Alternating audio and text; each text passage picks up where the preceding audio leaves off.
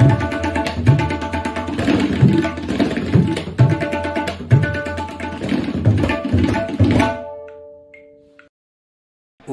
नमः सिद्धेभ्यः। ओम नमः सिद्धेभ्यः।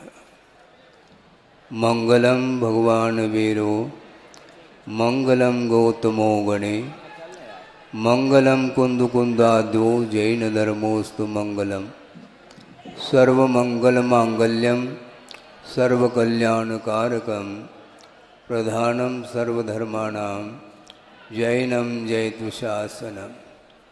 अहिंसा परमो धर्म की महावीर भगवान की प्रातः स्मरणे परम पूजाचार्य गुरुवर श्री विद्यासागर जी मुनि महाराज की जय।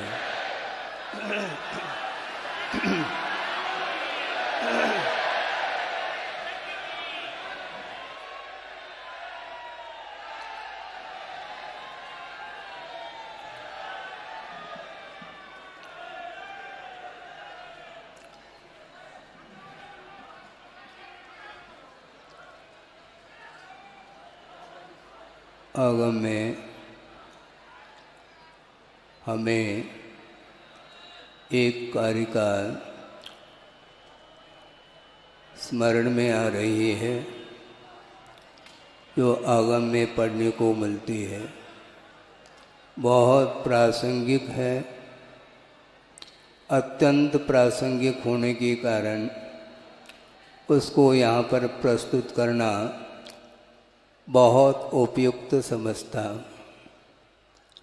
वह कारिका है सताम विज्ञात तत्वानां सताम विज्ञात तत्वानां सत्यशीलावलंबिनां चरणस्पर्श मात्रेण विशुद्ध्यति धरातलम।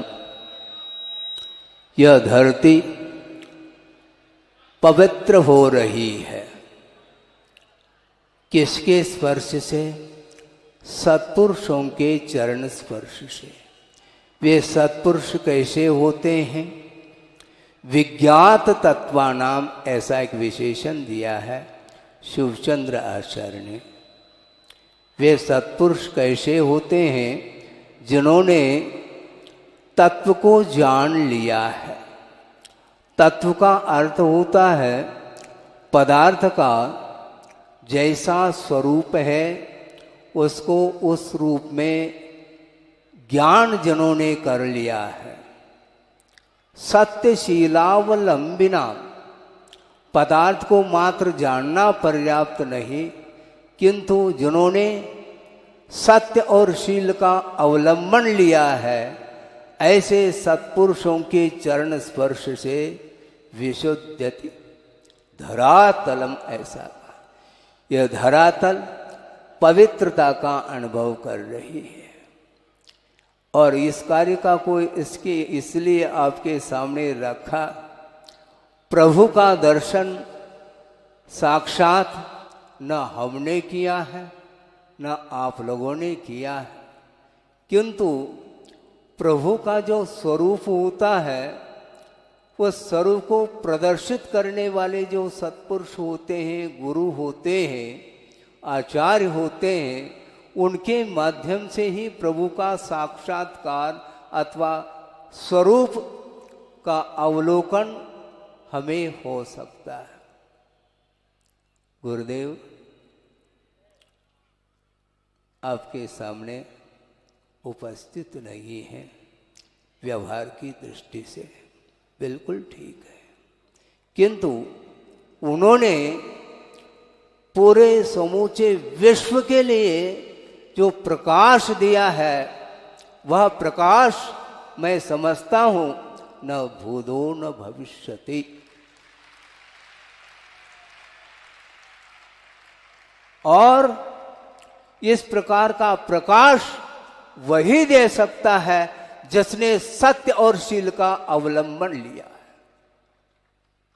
बहुत कठिन है शास्त्र का अध्ययन करना, शास्त्र को पढ़ना और शास्त्र की व्याख्या करना। बहुत मिल सकते दुनिया में, किंतु सत्य और शील का अवलंबन करना खेल नहीं है बंधु। गुणभद्र स्वामी ने भी कारिका दी है, उसका अनुवाद भी गुरुदेव ने किया है।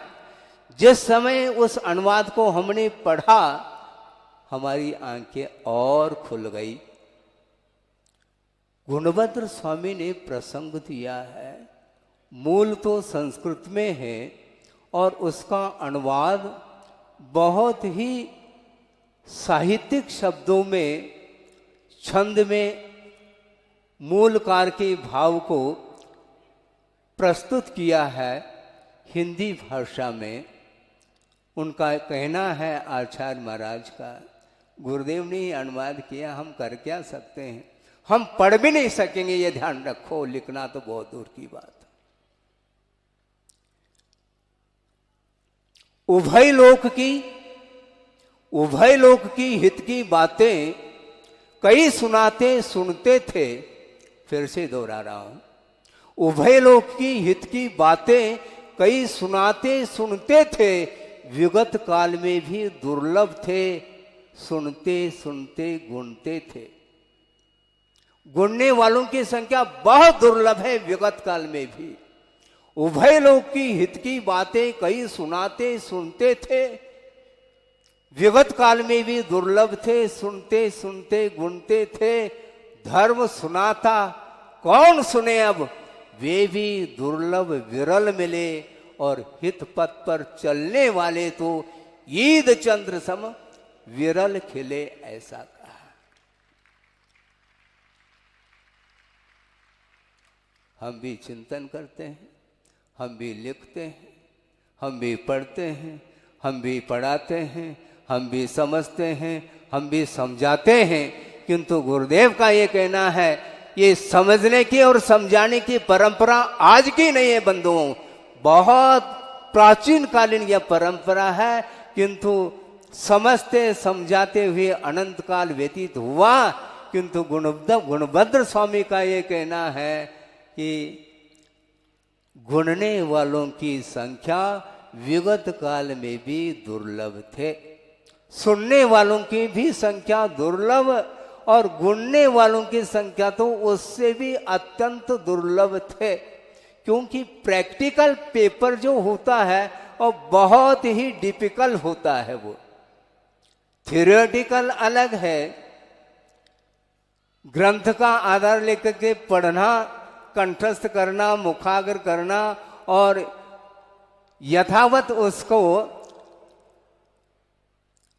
उसके व्याख्यान के रूप में विश्व के सामने रखना, ये तो फिर भी सरल है, क्योंकि ज्ञानावरणी का कर्म का क्षोभशम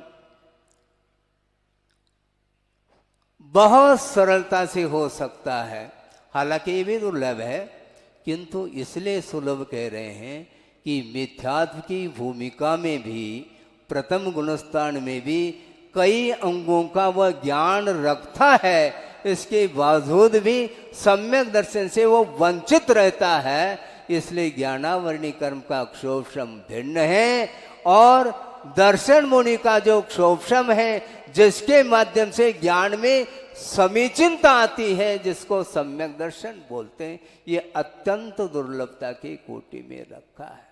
इसलिए हम ज्यादा नहीं कहना चाहते कि सताम विज्ञात तत्वानाम सत्यशीलावलंबिनाम चरण स्पर्श मात्रेन विशुद्धति धरातलम। और पूर्व में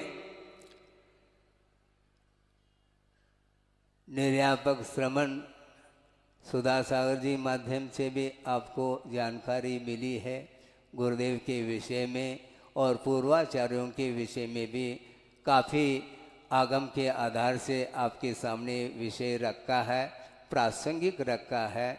और पूर्वाचार्यों की श्रृंखला में धीरे धीरे आगे बढ़ते बढ़ते आचार्यों की परंपरा वर्तमान में आचार्य गुरुदेव के सामने आप लोग देख रहे हैं। आचार्य विद्यासागर जी महाराज, और ये सारा का सारा चतुर्विध संग उनका है, ये ध्यान रखो। किसी ने कहा सज्जन ने कि महाराज बहुत सारे उपसंग हुए हैं और उसमें आपका उपसंग तो संख्या की अपेक्षा से बहुत अधिकता को लेकर के है, ऐसा उनका कहना था। हमने सुन लिया है और उत्तर ये दिया है, आपने क्वांटिटी की ओर दृष्टि गई है, ठीक है, अपनी जगह है, किंतु यह उपसंग जिसमें संख्या अन्यों की अपेक्षा से अधिक है, ये आपकी दृष्टि है, किंतु एक बहुत बड़ी भूल आपकी हो गई है। वो ये है कि यह उपसंग है, ये शाखा उपशाखाएं हैं, किंतु ये सारे जितने भी शाखा और उपशाखा हैं वो किसके हैं? वृक्ष के हैं, ये ध्यान रखो। वृक्ष के बिना न शाखा है, न उपशाखा है, न डाली है, न फूल है, न पत्ते हैं, न फल है। ये सारे के सारे उस वृक्ष के आधार को लेकर के ये ध्यान रखे। इसलिए मेरा उपसंग नहीं, मैं स्वयं संगस्त हूं।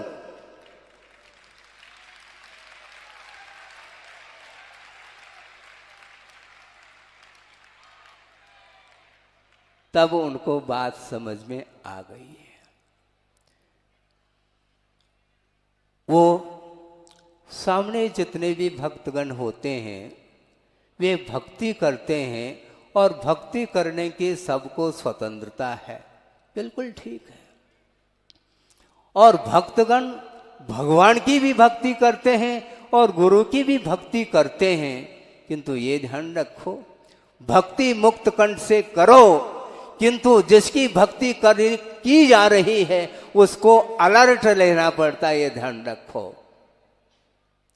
आचार्य महाराज कहते हैं गुरु की भक्ति तो भक्तगण करते हैं, किंतु गुरु की परीक्षा उसमें होती है। महाराज इसमें क्या परीक्षा हो रही है?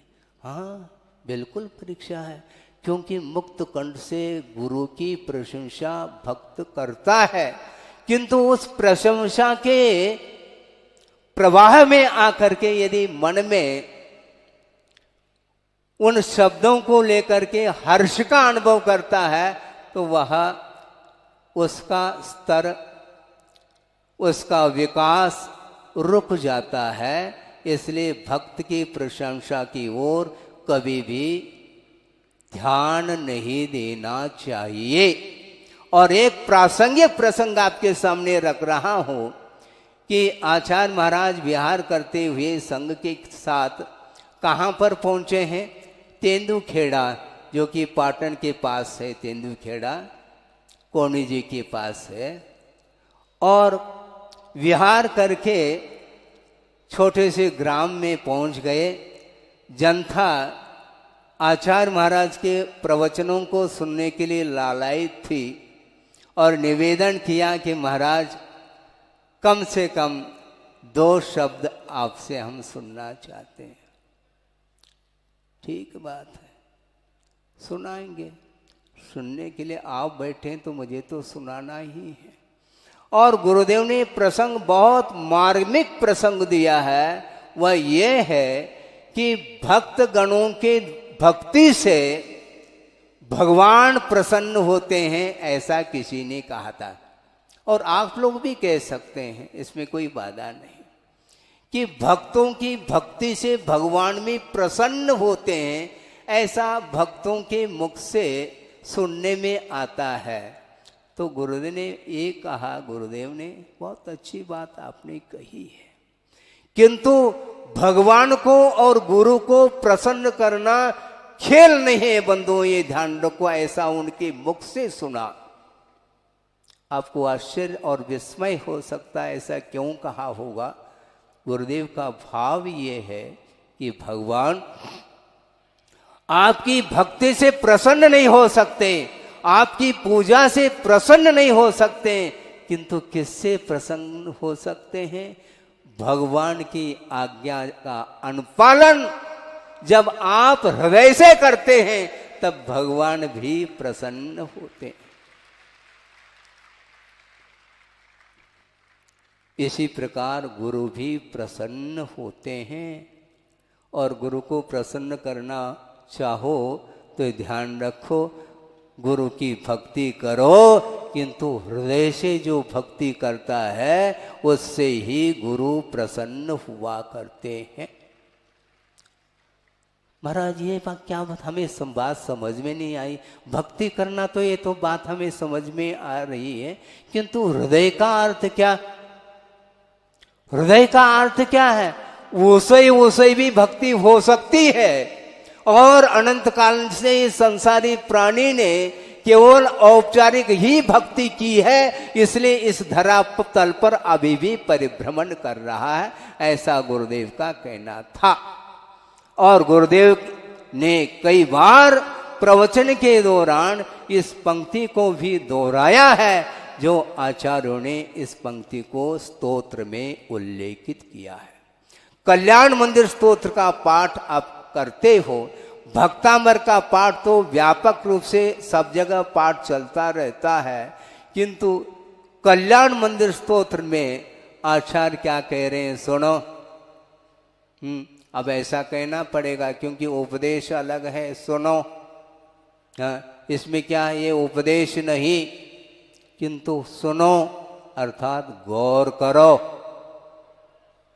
हम गौर से सुनते नहीं, सुनते तो हैं, दो कान हैं तो सुनते हैं, इसलिए दुकानदार हैं आप लोग, दो कान हैं और सुन लेते हैं, किंतु आचार्य कहते हैं गौर करो। वो ये कहना चाहते हैं कि भगवान की भक्ति, भगवान की पूजा और भगवान के देशना का श्रवण, ये सब अनंत काल से संसारी प्राणी ने किया है। इसके उपरांत भी यदि कल्याण नहीं हुआ है तो इसमें बहुत बड़ा प्रश्न चिन्ह खड़ा होता है। वह प्रश्न चिन्ह क्या है, उस पंक्ति में आपको ध्यान से सुनेंगे, वो उस पंक्ति में क्या भाव दे रहे हैं आचार्य महोदय, सुनिएगा। आकर्णितोपि आकर्णितोपि महितोपि निरीक्षितोपि, आकर्णितोपि महितोपि निरीक्षितोपि नूनं न चेतसि मया विधृतोसि भक्त्या जातोस्मि तेन जन बांधव दुख पात्रम यस्मात् क्रिया प्रतिफलन्ति न भाव शून्या। भाव शून्य जितने भी क्रियाएं हैं वे कभी भी फलवती नहीं हुआ करती। इसलिए आकर्णित मया, हे भगवान हमने आपको सुना, मया कह रहे हैं त्वया नहीं, हे भगवान मैंने आपकी देशना को इन कानों से श्रवण किया है। आकर्णितोपि महितोपि, हे भगवान हमने आपकी पूजा की है। आकर्णितोपि महितोपि निरीक्षितोपि, हे भगवान आपका दर्शन भी हमने किया है, किंतु नूनं न चेतसि मया विधृतोसि भक्त्या, हे भगवान मैंने आपको हृदय में नहीं मिटाया है। भक्ति के साथ आपकी भक्ति तो की, किंतु उसे भक्ति करने के कारण वह परिभ्रमण ज्यों का त्यों बना हुआ है। हमें परिभ्रमण नहीं करना, हमें यात्रा करनी है। यात्रा और परिभ्रमण में जमीन आसमान का अंतर है। पंच परावर्तन का नाम परिभ्रमण है, और इस पंच परावर्तन से जो ऊपर उठ जाता है उसकी यात्रा होती है। और यात्रा जब होती है मोक्ष पथ पर आरूढ़ हो जाता है। यात्रा करता करता बहुत बड़ी लंबी यात्रा है, किंतु हृदय में देव शास्त्र गुरु को विराजमान करके जो यात्रा करता है उसकी यात्रा बहुत ही अल्प काल में पूर्ण हो जाती है और मंजिल में प्रवेश पाता है।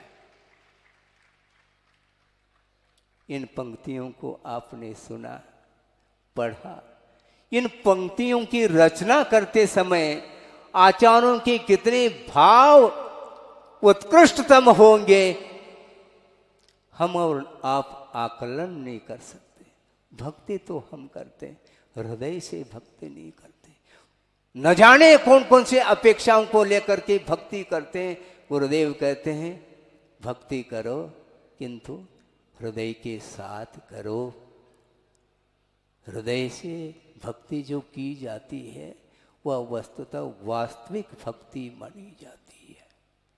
हाँ, और गुरुदेव ने ये कहा कि देखो यह पंचम काल है, मोक्ष मार्ग अवरुद्ध नहीं है, किंतु जो मोक्ष मार्ग है बहुत लंबा चौड़ा है।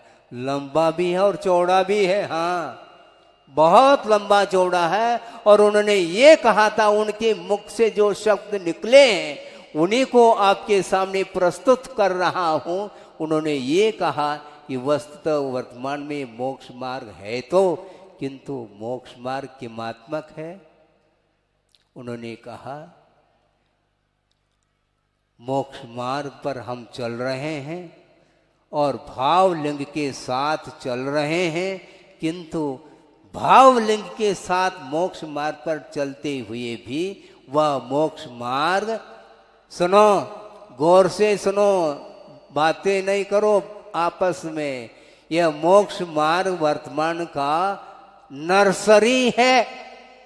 ये उनके मुख से हमने कई बार सुना, आपने सुना नहीं सुना आपका विषय है। उन्होंने स्पष्ट शब्दों में कहा कि वर्तमान में जो मोक्ष मार्ग है वह नर्सरी है। इसलिए कहा इसका आशय हमने पकड़ा अपनी बुद्धि के अनुरूप वह ये है, एक मान लो शरीर के ऊपर एक छोटा सा मच्छर भी बैठ जाता है तो उड़ाने के भाव मन में आ सकते हैं। श्रमण के बदन पर, शरीर पर एक छोटा सा मच्छर बैठा है और इस पिचिका के माध्यम से उसको उड़ाया नहीं, किंतु उड़ाने का भाव आ सकता है कि ये उड़ जाए। ये भाव यदि आता है तो परिचय विजयी नहीं माना जाता है। बहुत परसेंटेज में उसके लिए अंक मिलते हैं। परिचय विजय प्राप्त करने के लिए आपको चार दीवारों के बाहर आकर के मैदान में बैठना पड़ेगा। और गुरुदेव का ये कहना है कि मान को छोड़ो। क्या कहा? मैं नहीं कह रहा हूं, गुरुदेव कह रहे हैं। गुरुदेव ने ये कहा कि मान को छोड़ो और मैदान में आ जाओ। हाँ, बहुत कठिन होता है। इसलिए उनका ये कहना है कि बहुत मोक्ष मार्ग सूक्ष्म है, वहां तक पहुंचने के लिए अपने लिए बहुत श्रम करने की आवश्यकता है। और मात्र शारीरिक श्रम हमें पर्याप्त नहीं, किंतु वह जो आंतरिक साधना है, अंतर्दृष्टि को लेकर के जो साधना की जाती है, वही साधना मंजिल तक पहुंचाने में सार्थक सिद्ध होती है वह साधना। और उस साधना के माध्यम से ही कर्म कट जाते हैं। हमें मात्र शरीर को दग्ध नहीं करना, शरीर को दग्ध नहीं करना, किंतु मोह की अंत्येष्टि करने के लिए साधना की जा रही है। किसकी अंत्येष्टि? मोह की अंत्येष्टि। क्योंकि अनंत बार इस संसारी प्राणी ने जन्म और मरण को किया है, अनंत बार शरीर को धारण किया है और वो मरण को भी प्राप्त किया है। बार बार शरीर मिलता है और वह विलीन हो जाता, नष्ट हो जाता है, किंतु शरीर के आधार से और भावों के माध्यम से पर पदार्थों के साथ संबंध रखने से उस संयोग के माध्यम से जो पाप का अर्जन होता है उसका क्षय जब तक हम हृदय से साधना, अंतरंग साधना नहीं करेंगे तब तक वह मोहनी कर्म दग्ध नहीं होने वाला है। इस उपदेश को सुनने के लिए ही जो मुख्य अतिथि के रूप में आए थे उन्होंने इस देशना को, उपदेश को सुन ली है और वो आगे बढ़ रहे हैं। मैं इतना ही कहना चाहता हूँ कि वस्तुतः गुरुदेव की जो दृष्टि है वह पूरे संघ की दृष्टि चतुर्विद संघ की दृष्टि निरंतर गुरुदेव की दृष्टि की ओर हो तो निश्चित रूप से वह हमारा जो आत्म कल्याण करने के लिए इस मार्ग को अपनाया है, इस पथ पर आरूढ़ करने का जो साहस किया है और निरंतर इस पथ पर बढ़ने के लिए निरंतर साधना करने के लिए तत्पर हैं हम और आप। किंतु इस साधना की सार्थकता वस्तुतः हृदयंगम करने से ही संभव है। इसलिए सताम विज्ञात तत्वानाम सत्यशीलावलंबिना, सत्य और शील का अवलंबन लेना अनिवार्य है। और संसारी प्राणी पता नहीं किन किन अपेक्षाओं को रख करके कदम कदम पर वह असत्य का सहारा लेता है और उसके कारण ही उसका मार्ग अवरुद्ध हो जाता है। इसलिए गुरुदेव कहते हैं सत्यशीलावलंबिनाम, शील का अवलंबन ले लो। और सत्य का जिसने अवलंबन लिया है निश्चित रूप से सही मायने में वह अहिंसा की उपासना कर रहा है, क्योंकि अहिंसा की उपासना बिना सत्य और शील के संभव नहीं है। शील और सत्य और अन्य जितने भी व्रत हैं वे सारे के सारे अहिंसा के परिकर हैं। अहिंसा केंद्र में हो तो निश्चित रूप से ये सारे के सारे परिकर की सार्थकता सिद्ध होती है। ज़्यादा हमें नहीं कहना है। योग सागर महाराज जी ने और अपने सुधा सागर जी, नियम सागर जी, जितने भी निर्यापक हैं, अभय सागर जी, समता सागर जी, शंभो सागर जी आदि नो, इन सभी ने आचार्य महाराज के भावों को व्यक्त किया है।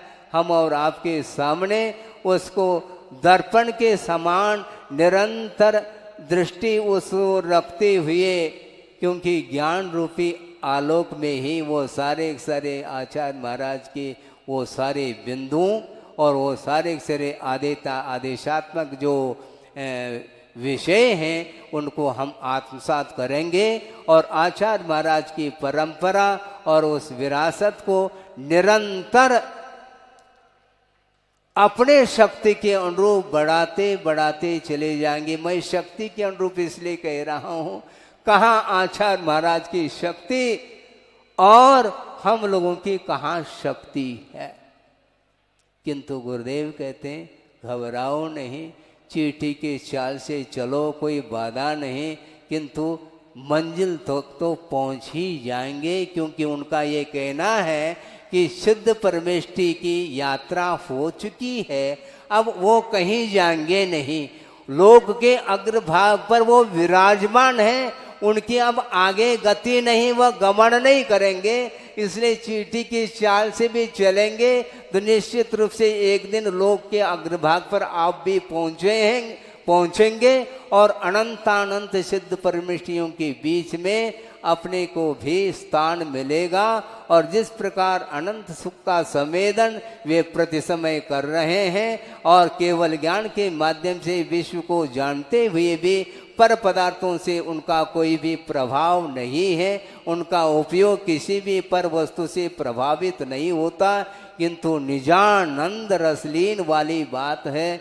निरंतर केवल ज्ञान के माध्यम से विश्व आ रहा है उस केवल ज्ञान रूपी दर्पण में, किंतु जानने का कोई उन्हें विकल्प नहीं, केवल संवेदन होता रहता है। इसलिए सकल गेय ज्ञायक तदपि निजानंद रसलीन सो जिनेन्द्र जयवंत नित अरिरज रहस विहीन कहा है। इसलिए इस प्रकार के आचार्य महाराज की दृष्टि सबकी हृदय में समाहित हो और उसके माध्यम से उनके बताए हुए जो मार्ग है उस मार्ग पर हम अविरल रूप से बढ़ते रहें। हमें मार्ग बनाना नहीं, किंतु मार्ग जो प्रशस्त किया है उसको निरंतर मन वचन काय से उस पर चलने की आवश्यकता है। और गुरुदेव से प्रार्थना करता हूँ, हे भगवान, आपने जिस प्रकार इस